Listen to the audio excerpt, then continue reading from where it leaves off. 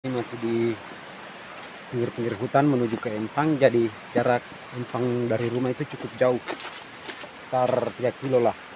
Dan saya cuma jalan kaki. Ya, ini sudah ada perlengkapan, ada kopi, air dan sebagainya.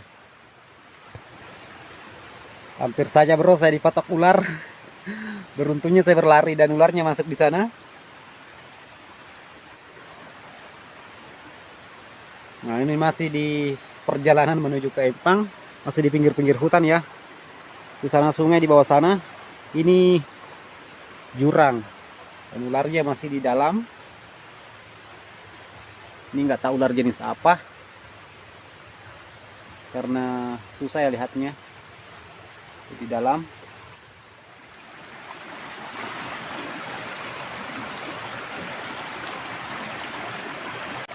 Pelan-pelan, licin, sangat licin.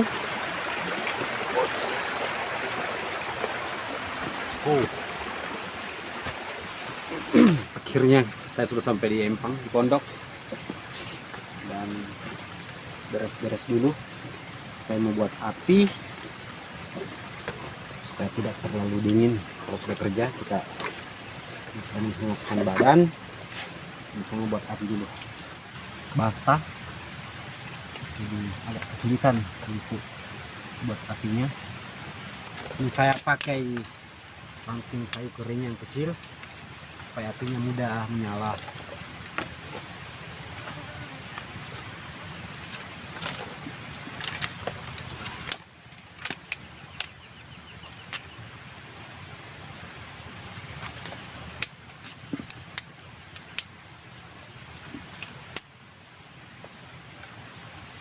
Ini ada juga bambu bekas-bekas pembakaran kemarin. Ini agak mudah untuk terbakar. Terus ada daun kelapa kering. Semoga saja ini bisa terbakar.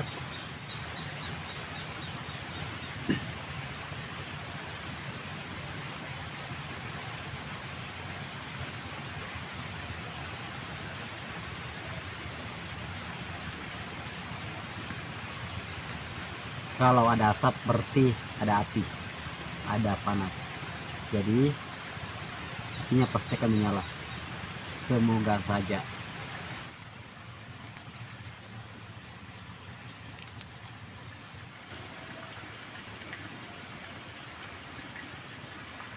Saya mau siapkan dulu kopinya. Ini kopi kampung, kopi buatan ibu. Jadi tidak punya merek, lokal punya. Terus ada gula, pasir. Sama ya pakan ikan lah.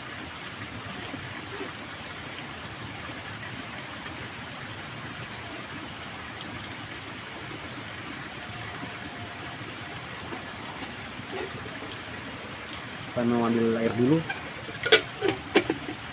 untuk dimasak.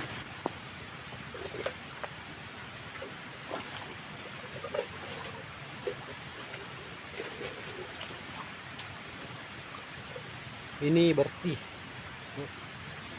Nah di sana ada mata airnya. Jadi cukup 12 saja.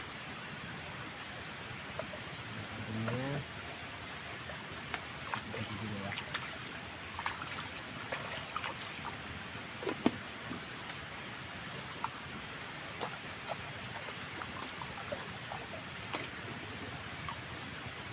Ready.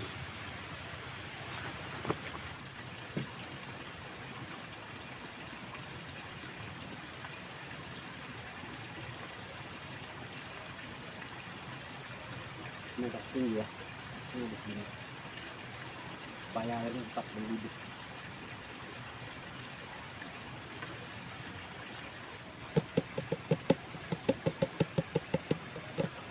Oke, ini sudah cukup.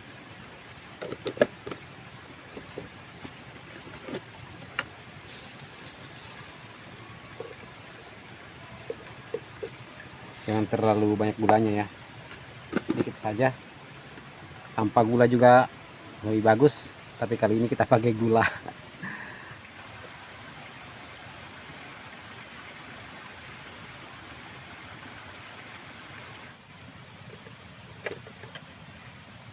Nah, sudah mendidih bosku.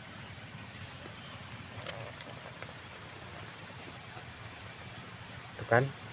Sekarang kita seduh kopinya.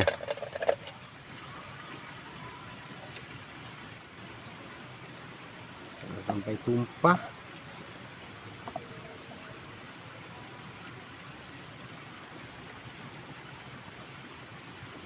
Nah, sedikit dulu.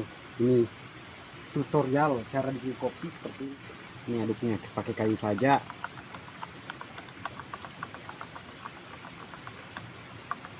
Ini supaya kita lebih dekat dengan alam. Beginilah. Tadi saya buru-buru jadi lupa bawa sendok. Oke, tambah lagi airnya. Mungkin teman-teman pernah juga bikin kopi dengan cara seperti ini.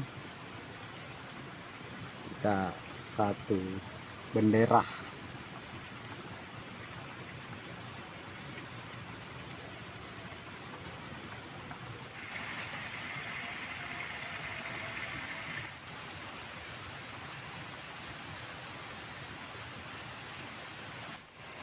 Ini lumpurnya sangat banyak bosku. Ini tadi baru saja hujan, jadi hujannya deras sekali ya. Dari sana pokoknya semuanya basah. Jadi maaf saya tidak video tadi proses penggaliannya dan pemasangan itunya, karena saya sendiri dan suasananya tadi hujan, jadi saya tidak bisa buat video. Ini masih proses untuk pemasangan dindingnya, supaya air yang di atas itu tidak turun ke sini, karena volume air yang di atas meningkat turun. Jadi terpaksa saya pindahkan ikannya ke bagian atas tadi di empang yang satu, dan saya bersihkan yang ini sekaligus menata kembali supaya lebih cantik. Ini kosong, jadi ini mungkin prosesnya panjang. Saya mau keringkan dulu, tapi sekarang sudah kering karena musim hujan, jadi saya kerja sedikit-sedikit. Nah, ini prosesnya sudah terpasang semua. Tadi saya pasang hujan-hujan, karena kalau tidak dipasang dengan keadaan hujan itu tidak bisa selesai bosku. Karena sekarang kita curi-curi waktu, soalnya musim hujan. Jadi semua ikan-ikan saya, baik induk maupun anakan, saya campur di sini di kolam yang atas. Ini sebenarnya tidak efektif, tapi untuk sementara saya simpan dulu di sini karena yang dibawa dalam tahap perbaikan, karena lumpurnya sangat banyak sekali dan itu tidak efektif untuk ikan saya kalau lumpurnya terlalu seperti itu. Jadi saya naikkan semuanya di sini, dan proses tadi pada saat menaikkan itu saya tidak video karena hujannya sangat deras sekali bosku, jadi susah untuk di video. Tadi juga saya sudah kasih dedak kira-kira 2 liter, cukuplah untuk makan siangnya. Nah, ini semua ini tadi sih yang lamanya itu adalah proses penangkapan ikannya, karena ikannya banyak dan lumpurnya lumayan tinggi. Memperlihatkan kepada teman-teman semuanya bagaimana tingginya lumpurnya, dan ini saya mau angkat soalnya ini sangat mengganggu. Bayangkan, lihat sampai di lutut. Lihat. Nah, tuh. Lihat bosku, ini hampir sampai di pinggang. Nah, jadi ini saya kuras airnya, baru lumpurnya dikasih naik. Nah, ini baru sebagian tadi saya naikkan lumpurnya pakai skop. Ini harus kerja sedikit-sedikit. Lumpurnya kurang lebih 50 cm, dan ini kerjanya sangat berat. Ini lumpurnya, saya perlihatkan kepada teman-teman dengan jelas. Lihat lumpur.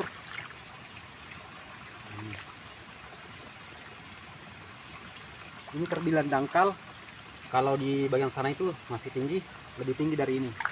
Ini sedikit dangkal.